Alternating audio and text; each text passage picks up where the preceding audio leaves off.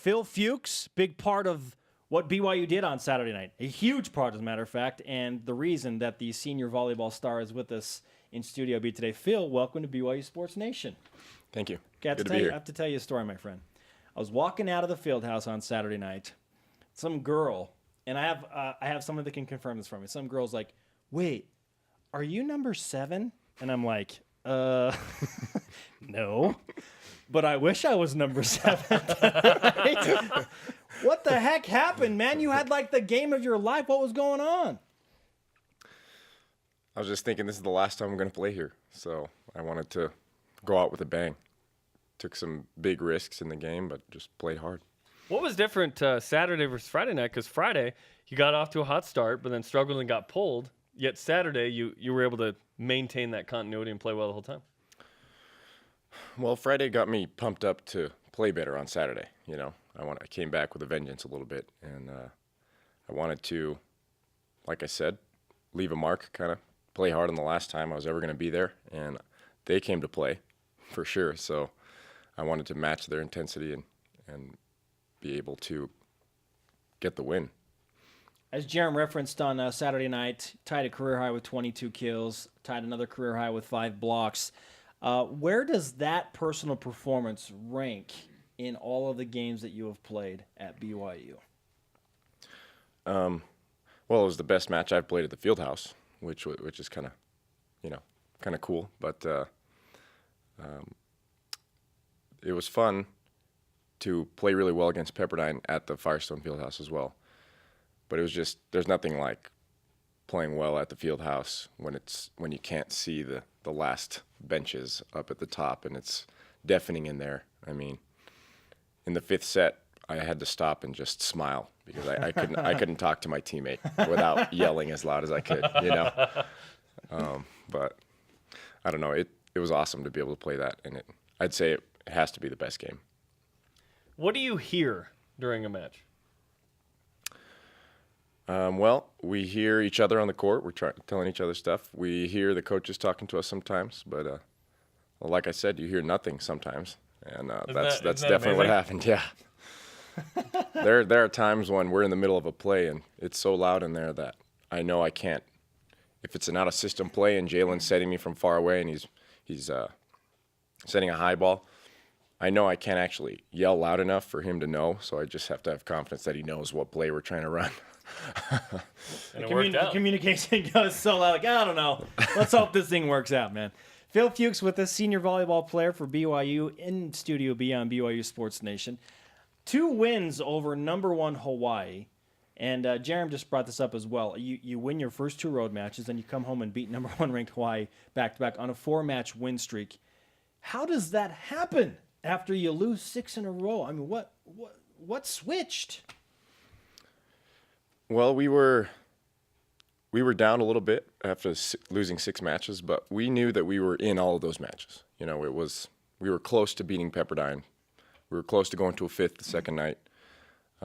We were toe-to-toe with Irvine, you know, even though they got us in some sets, but we were hanging in there with everybody. And so we knew that it wasn't really a matter of, we're not very good, we can't win.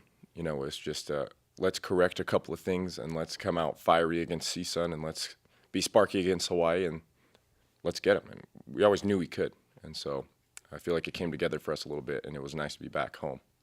Carl McGowan's talked about all you need to do is play well in April, you know? And you guys in March, for the first time ever, didn't win a match. But yet here we are in April, and like we've just talked about, you beat Northridge and you beat number 1 Hawaii. How are you and the team feeling going into the MPSF tournament off of that weekend? Well, we've talked a lot about it. We talk about how now that it's time to really go, it just matters which team is hot. And we're working a lot harder than before in practice, especially the last 2 weeks, trying to kind of ramp up, you know. And it's been really fun, actually, some of the most intense practices we've ever had. But like I said, we know that we can go toe-to-toe with any team, anywhere. And we knew Hawaii was going to come into our house, and it was going to be tough for them to play here, and we were going to make it as tough as possible for them to play here, you know. And we were able to pull it off. So. Going back to your personal performance on Saturday, there is a direction that an individual player can take after maybe a forgetful performance or one that was not as good as you wanted it to be. So let's say you get pulled on Friday, but then you come out gangbusters on Saturday. What kind of conversations are you having with yourself and your mind to get mentally ready when you feel like you're not playing as well as you could? Well, I've been working a lot with Rob Nielsen the last, I'd say, month and a half on preparing mentally for matches and for practice. And so whatever happens is really just adversity that you have to overcome. It's something we talk about a lot. And when I wasn't able to play as well as I wanted on Friday, I thought, into the night and the next morning, I was just thinking, there's a lot of adversity in these Hawaii matches, and I have to find a way to focus on the right things and overcome it.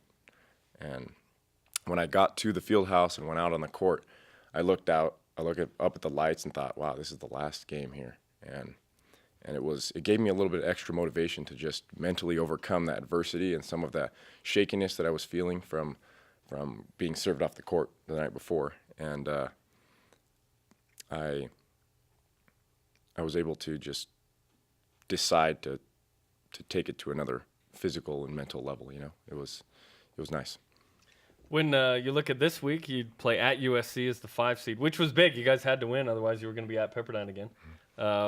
What do you think of the matchup again at USC, where you split and lost the 1 and 5 and felt like you probably should have won that one too?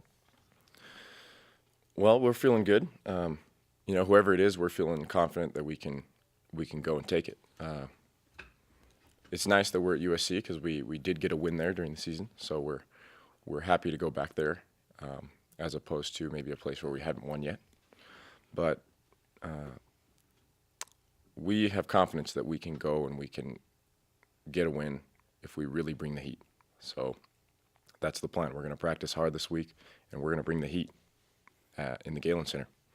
There's the quote of the week right there. We're going to bring the heat. We have some fans bringing the heat in your name today, Phil. This from BYU Sports Nation member and BYU football standout at one point, former NFL player Vic Soto. He said, Phil balled out Friday, Saturday. Malo Uso. Did I say that correctly? Yeah, you did. Do you know Vic? I do. Yeah. I was with him in American Samoa 2 years ago when nice. we coached with Troy Polamalu's Team Polamalu camp. So You were on that trip? I was part of the volleyball staff. Oh, nice. So How was that? it was awesome. I got to go back to my mission after 2 years of not being there and meet some great people.